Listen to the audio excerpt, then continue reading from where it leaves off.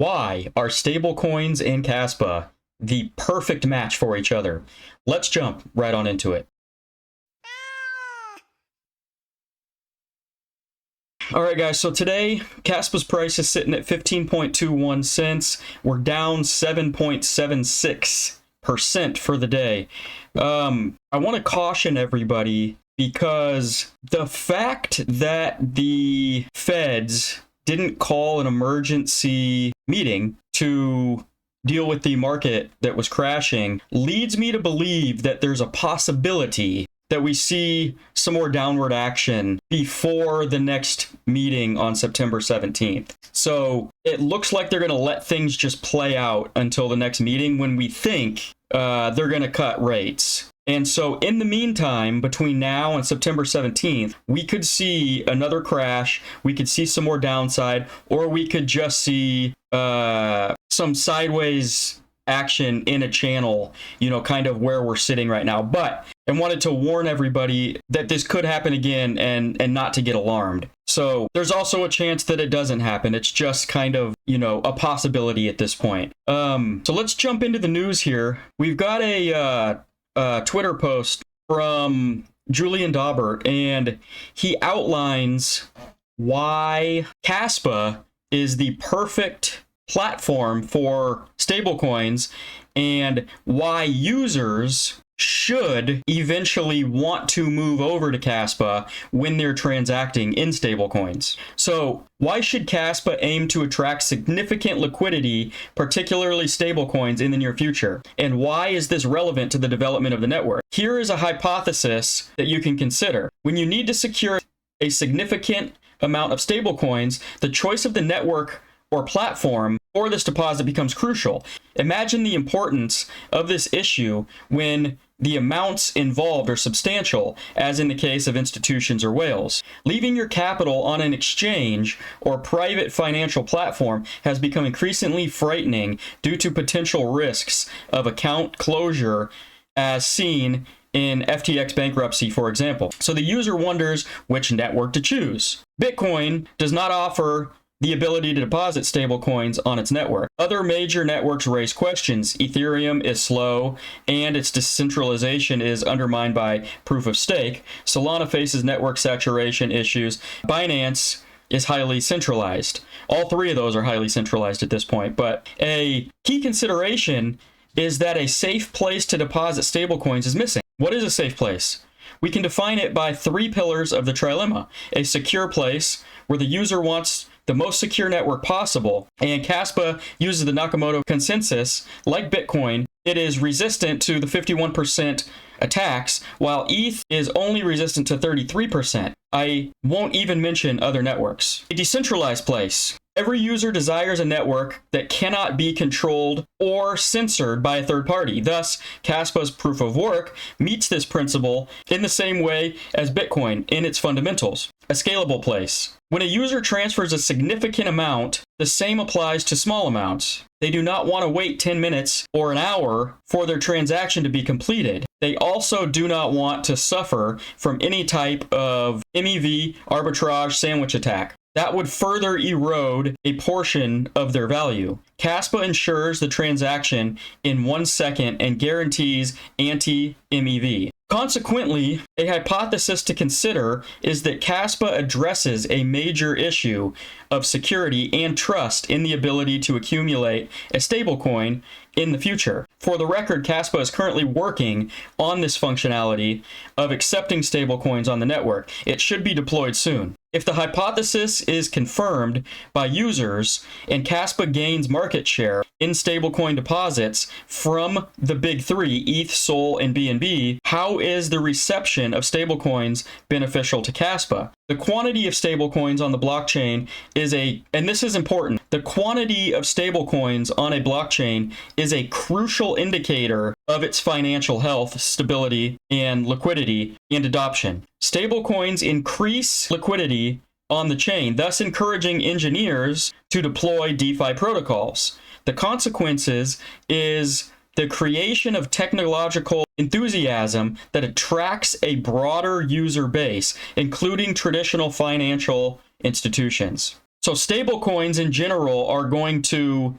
be the base layer of what attracts developers and users to the chain. It is a virtuous cycle. Often the virtuous cycle begins with smart contract to generate liquidity. On Kaspa, it is a quality of the network that can induce liquidity, which will subsequently encourage the construction of DeFi modules when smart contracts are launched. Currently under development. We will see if the hypothesis mentioned here materializes. For Kaspa, as from the beginning, I believe the development models are reset to their origins. It is the intrinsic quality of the network that drives its development and attracts liquidity, not the hype generated by a small group to create short-term, attractive, but economically non-viable uses. So, in a nutshell here, basically what he's saying is that Kaspa is the perfect network and platform for stablecoins. And that is because it is secure, it is fast, and it's scalable. And none of the other blockchains out there really cover all three of those. And users are going to want to feel a sense of security, right, when they're holding a ton of money, stablecoins on a network. And Kaspa kind of gives them that security, but it also gives them the speed of transaction time and the scalability, right? So when it's all said and done, this is all going to depend on whether users actually decide to use the Kaspa network, right, when stablecoins and smart contracts are launched natively. And time will tell if that, does occur.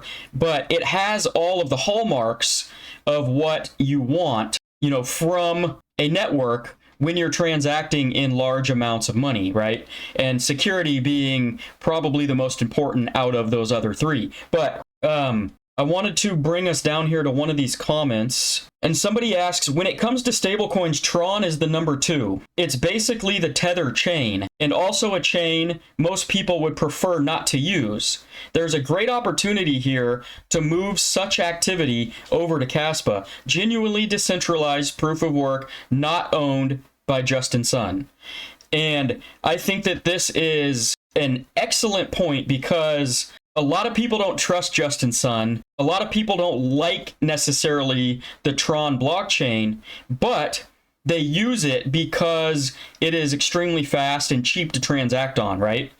And if there was an alternative, I think that a lot of people, once they knew about that alternative, right, and once there is an alternative, when the smart contracts and stablecoins become implemented on Kaspa, I think that there is a great opportunity for the movement of that stablecoin volume from Tron over to Kaspa. And he answers yes. One might think that Tron is number 2 because it's fairly fast and inexpensive network. Tomorrow, with the same characteristics enhanced, even faster and even cheaper, and with an additional decentralized and secure system based on Nakamoto consensus, the opportunity is incredible for Kas. And it's not the only one opportunity. I'm not sure what that last sentence means. It almost sounds like there's other opportunities besides Kaspa, but I think maybe maybe I'm misinterpreting what that says. Anyways, maybe he's meaning that stablecoins are not the only one opportunity for Kaspa, but yet there's going to be other opportunities with DeFi and all that kind of stuff. So I thought that this was an excellent thread because it outlines exactly what I think is going to be the main use case for Kaspa, right? We're going to have, we're going to have meme coins, we're going to have some DeFi, we're going to have all these other things that other blockchains have. But I think when it comes down to it, that stablecoins are going to be the number 1 use case for the Kaspa chain. And like he mentioned in here, the stablecoin volume is a huge indicator on how healthy your, blockchain is, as well as, leads to, more liquidity and adoption in the vast majority of cases. So let me know what you guys think about this down in the comments below. And let me know what you guys actually think is going to be the potential number 1 use case of Kaspa in the future? You know, do you think it's going to be, you know, the original view of payment processing, which you could argue goes hand in hand with the stablecoin usage? Do you think it's going to be meme coins? Do you think it's going to be DeFi? Do you think it's going to be something else? Let me know down in the comments. And before we go today, I want to remind everybody how important it is to store your crypto in a cold storage hardware wallet. There's nothing more important you can do when you're investing in crypto.